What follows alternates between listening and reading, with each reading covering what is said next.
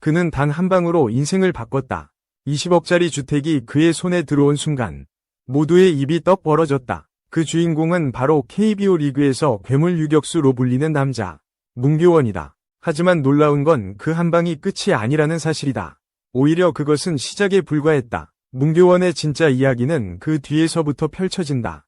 카메라가 잡아내지 못한, 수치로는 설명되지 않는 놀라움의 연속이었다. 그가 그라운드에서 보여준 건 단순한 운동 능력이 아니었다. 그건 야구의 신이 선택한 사나이만이 가질 수 있는 본능, 직감, 그리고 집중력이었다. 그 한 방은 마치 영화 같았다. 끝내기 홈런. 경기가 종료되자마자 구단주는 약속했던 20억 원 상당의 주택을 그에게 건넸다. 이건 단순한 보상이 아니었다. 팀을 구한 영웅에게 주어진 전설의 증표였고, 동시에 그의 이름을 한국 야구사에 새기는 순간이었다. 그러나 많은 이들이 모르는 것이 있다. 문교원의 삶은 단지 화려한 그날만으로 설명되지 않는다. 그가 그 자리까지 가기 위해 겪어야 했던 좌절, 배신, 그리고 무명의 시간들, 모든 것을 던져야 했고 모든 것을 포기해야 했다. 그런 고통의 시간을 지나 그는 마침내 괴물 유격수라는 별명을 얻었다. 그리고 오늘 우리는 그 별명 뒤에 숨겨진 진짜 문교원의 모습을 파헤쳐 보려 한다. 이 영상은 단순한 하이라이트가 아니다. 당신이 몰랐던, 언론도 다루지 않았던, 때로는 그 자신도 밝히지 않았던 문교원의 진짜 이야기. 그를 둘러싼 놀라운 10가지 사실. 이제부터 시작된다. 문교원은 처음부터 주목받는 스타는 아니었다. 그는 전국구 고교 스타도 아니었고 청소년 대표팀에 단 한 번도 선발된 적이 없었다. 그의 야구 인생은 늘 그림자의 연속이었다. 스포트라이트는 언제나 다른 이들의 몫이었고 문교원은 늘 묵묵히 백업 유격수로 남았다. 심지어 프로 입단조차 보장받지 못할 정도였다. 그를 데려간 팀도 모험이었다. 신체 조건은 평균 이하, 장타력도 미약, 유망주 랭킹에도 이름조차 없던 그를 굳이 뽑은 이유는 단 하나였다. 눈빛. 감독은 회상했다. 그 눈빛은 절박함과 배짱이 동시에 있었다. 그런 선수는 쉽게 무너지지 않는다. 하지만 눈빛 하나로 프로 세계에서 살아남을 수는 없었다. 문교원은 누구보다 일찍 운동장을 찾았고 누구보다 늦게 그라운드를 떠났다. 타석에서 실패한 날은 밤새 배트를 휘둘렀고 실책을 저지른 날은 스스로 무릎을 꿇고 훈련을 자청했다. 그렇게 그는 서서히 이름을 알리기 시작했다. 리그 최다 병살 처리, 타구 반응 속도 1위, 주루 저지율 상승. 어느새 그는 리그에서 가장 안정적인 유격수라는 별명을 얻었다. 그러나 그에겐 여전히 결정적 한 방이 없었다. 수비는 완벽했지만 공격에서 존재감을 드러내지 못했다. 관중은 그를 기억하지 못했고 언론은 그의 이름을 기사 제목에 쓰지 않았다. 그런 그가 그날을 맞이한 것이다. 극적인 끝내기 홈런으로 20억의 주택을 손에 넣기 전까지 문교원은 단 한 번도 주인공이 된 적이 없었다. 하지만 그는 포기하지 않았다. 조명을 받기 위한 욕심보다 그라운드 위에서 살아남겠다는 절실함이 그의 원동력이었다. 그리고 그 절실함이 마침내 그를 야구팬 모두가 주목하는 괴물 유격수로 만들었다. 괴물 유격수라는 별명은 아무나 가질 수 없다.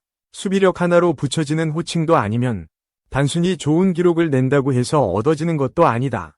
문교원은 오직 실력으로 그 타이틀을 쟁취했다.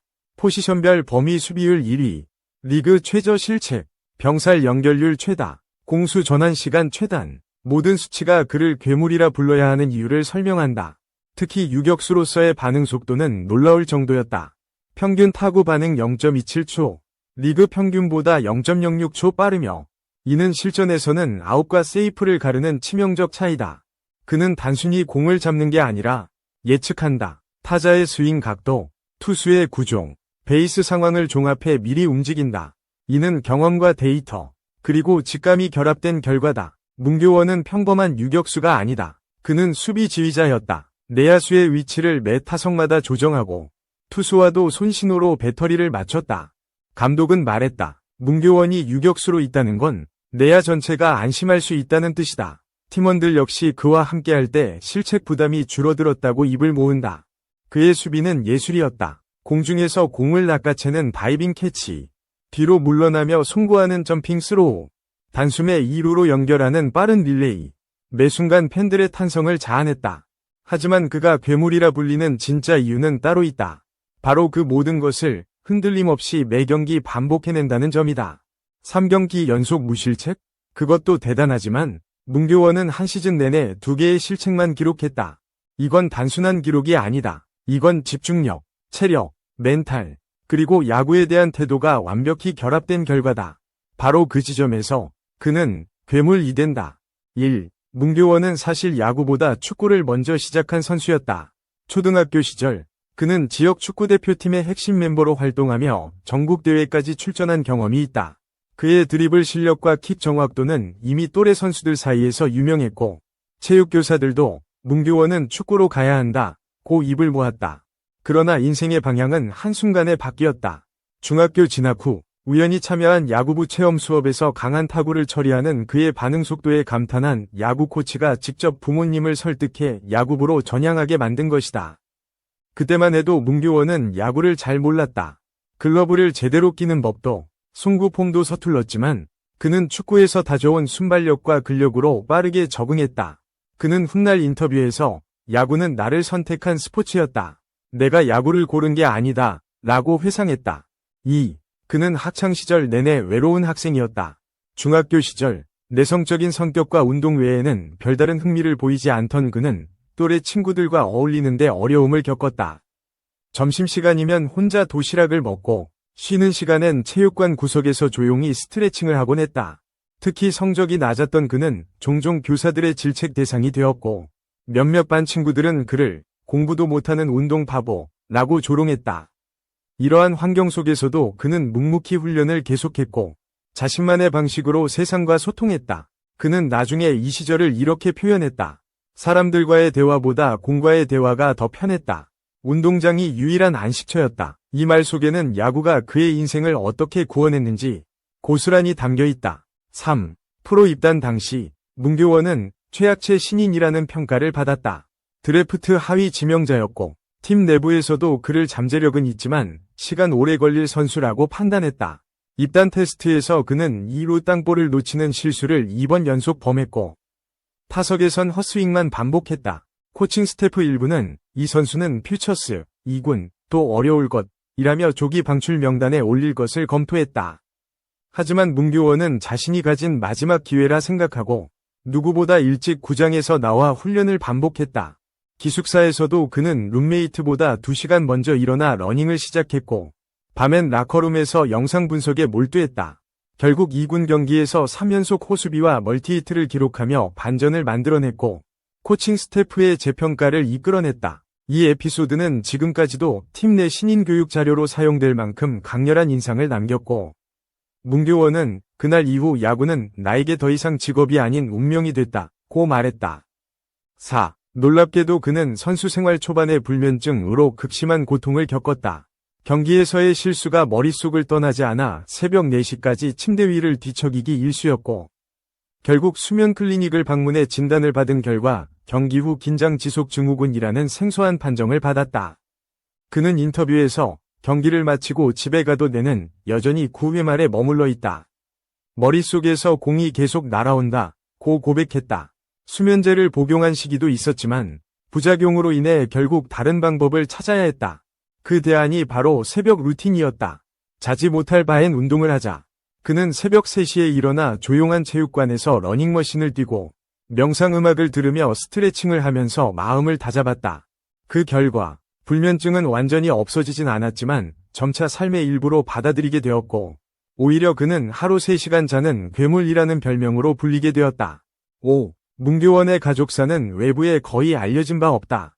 그러나 내부 관계자들에 따르면 그의 아버지는 그가 고등학교 2학년 때 뇌경색으로 쓰러져 1년 이상 병원 신세를 져야 했고 어머니는 병간호와 동시에 약국 아르바이트를 병행했다.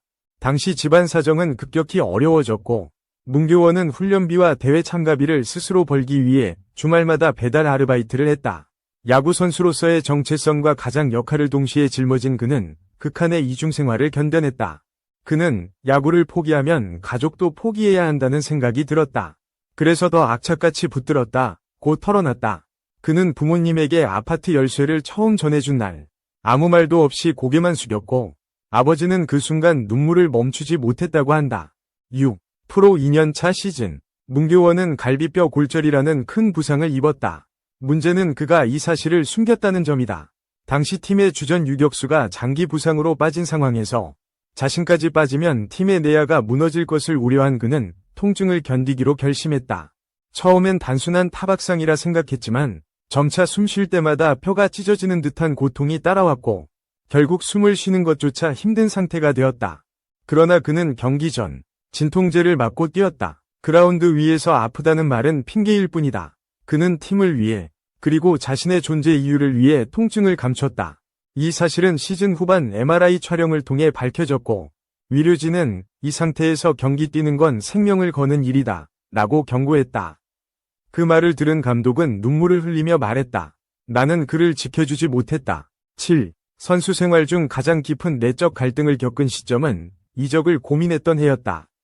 당시 그는 수비 실수를 연속으로 기록하면서 벤치에 밀려났고 특정 코치와의 전술적 충돌로 인해 출전 기회를 거의 얻지 못했다. 그는 고민 끝에 이적 요청서를 썼다. 팀을 떠나 새로운 환경에서 기회를 잡고 싶었던 것이다. 그러나 그 문서를 구단 사무실에 제출하기 전날 밤 트레이너 한 명이 그에게 말했다. 당신이 없는 팀은 상상조차 안 된다. 난 매일 당신의 루틴을 보고 배우고 있었다. 그 말 한마디가 그의 마음을 돌렸다. 그는 이적서를 찍고 다시 훈련장으로 나갔다. 그 시즌 말 그는 다시 1군으로 복귀해 팀을 가을 야구로 이끌었고 인터뷰에서 이렇게 말했다. 야구는 나 혼자 하는 게 아니었다. 그걸 늦게 깨달았다. 8. 경기 중 감정 통제를 가장 잘하는 선수로도 문규원은 유명하다. 데드볼을 맞아도 상대팀 선수가 욕설을 퍼부어도 그는 단 한 번도 고개를 돌리거나 감정을 드러낸 적이 없다. 이는 단순한 인내심의 결과가 아니었다. 그는 어릴 적부터 분노조절장애 판정을 받고 감정을 다스리는 심리치료를 수년간 받아왔다. 야구는 감정의 스포츠이지만 그는 내 감정 하나가 팀 전체의 흐름을 무너뜨릴 수 있다면 나는 감정을 버려야 한다고 생각했다. 그가 경기 중에도 항상 무표정한 이유는 바로 그것이었다. 팬들 사이에서는 그를 얼음심장이라 부르며 그 침착함에 경외감을 느꼈다. 실제로 그의 가장 유명한 장면 중 하나는 상대 투수와 충돌 직후 아무런 반응 없이 그라운드에 집중하는 모습이었다. 9. 현대 프로 선수로서는 드물게 그는 SNS를 전혀 하지 않는다. 인스타그램, 페이스북, 트위터 어느 플랫폼에서도 문규원의 흔적은 찾을 수 없다. 그는 내가 야구선수라면 야구로만 말해야 한다고 말하며 온라인상의 노출을 단호히 거부했다. 스폰서 제안이 들어오면 팀 단체 광고 외에는 하지 않는다는 원칙을 지키며 거절했고 사생활 보호를 철저히 했다. 이러한 고집은 오히려 팬들에게는 진정성으로 다가왔다.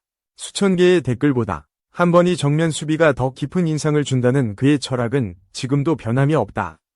10. 마지막으로 알려지지 않은 그의 독특한 습관은 시즌이 끝난 후 한 달간 자취를 감춘다는 것이다. 이 기간 동안 그는 어디에도 모습을 드러내지 않으며 가족이나 구단조차 그의 위치를 모른다. 그는 이 시간을 자기 점검의 시간이라 부른다.